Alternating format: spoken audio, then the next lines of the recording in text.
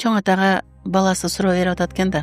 Ата эмне үчүн аялдар күчтүү депчи айткан экен да. Аялдардын сөбөктөн жасалган, кабыргадан жасалып атат деп атат да. Кабырга жамгырга түшсө дагы, ылайга түшсө дагы ал өзүнүн сапатын жоготпойт дейт да.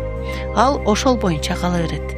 Ошондуктан аялдар көп маяндай кыйынчылык болсо деле өзүнүн сапатын эме кылбай кайра күчтөнүп аракет кылып жашай берет. Эркек ылайдан жасалган боюнча депчи. Эркек адам атанын эмесин айтып атат. Эркек ылайдан жасалган болгондуктан ал батуу каланып кетиши мүмкүн. Кээде сыноолор келгенде чыдабай батуу каланып кетиши мүмкүн. Же болбосо сууга чыдабай эзилип кетиши мүмкүн. Же болбосо өтө кургап кетсе чаңып кетиши мүмкүн дейт да.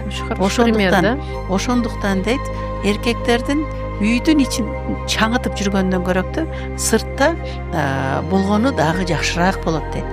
Алла таалам дагы аларга жоопкерчиликти сырттан берди.